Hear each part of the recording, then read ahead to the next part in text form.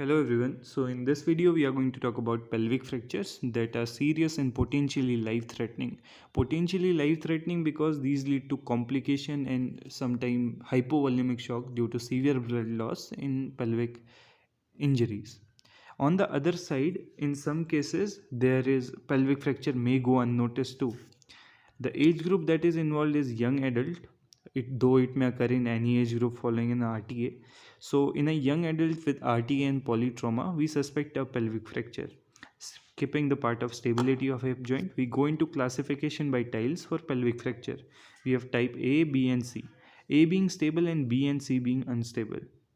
The A pelvic fracture, A type A, does not involve the pelvic ring.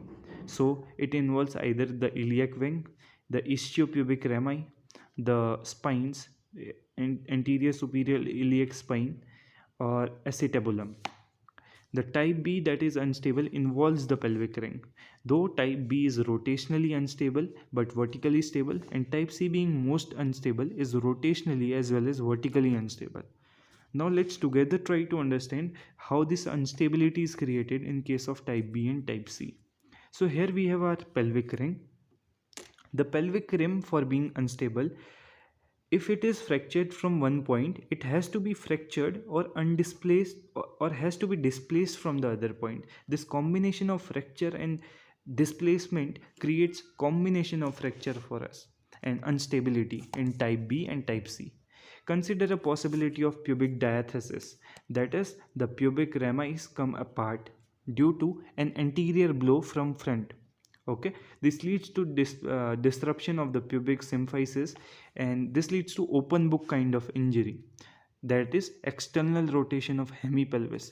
A rotation superior may occur when there is disruption of the pubic symphysis and the hemipelvis rotates superiorly. This will lead to a bucket handle type of deformity.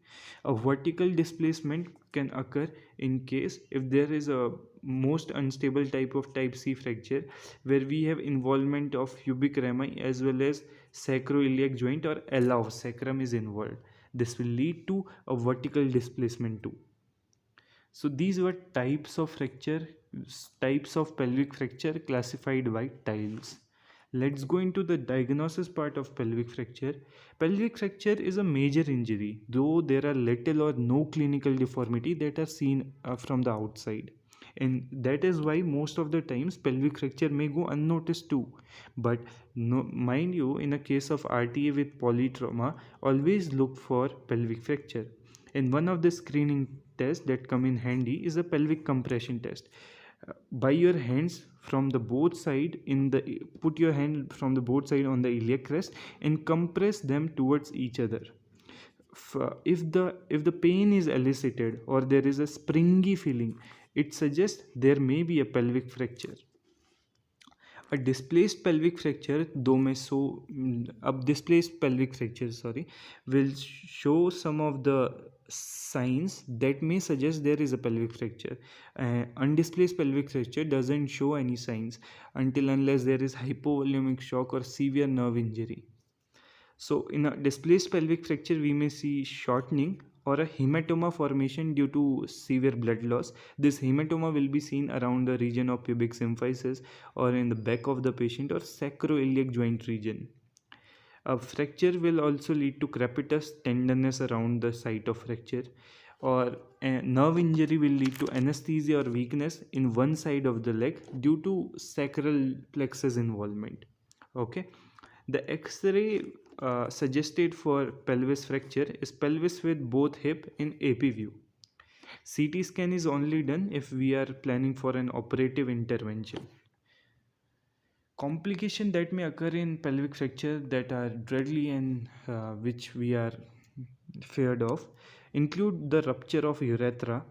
The rupture of urethra can occur in cases of pelvic fracture and can be identified by three cardinal points that are seen in rupture of urethra. The first point being there will be blood per urethra, so bleeding per urethra. There will be a distended bladder, and there will be a perineal hematoma that is seen. Okay, so these three signs may suggest a rupture of urethra. So rupture of bladder.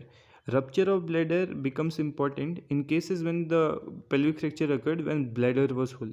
In those cases, the full bladder and rupture of bladder leads to extravasation of urine into extravesical space. Now, this condition diagnosis may be helped by 2 points. The first point is the urine output is very low, very low. In cases the patient is admitted and we look for urine output, it comes very low even after 2 days of admission. Also, if the patient is catheterized, only few drops of the urine with blood tinged come out.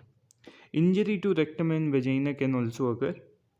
Okay, major vessel injury, that is Dreadly common iliac injury, can occur in some cases. In those cases, embolization becomes necessary.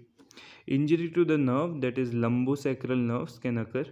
Rupture of diaphragm can occur by a spike of the bone that may reach up to the below the abdomen, below the chest, sorry, and can lead to rupture of diaphragm. So, in a patient admitted for pelvic fracture, again and again complaining of abdominal pain with respiratory discomfort, a chest X-ray must be done to rule out a rupture of diaphragm.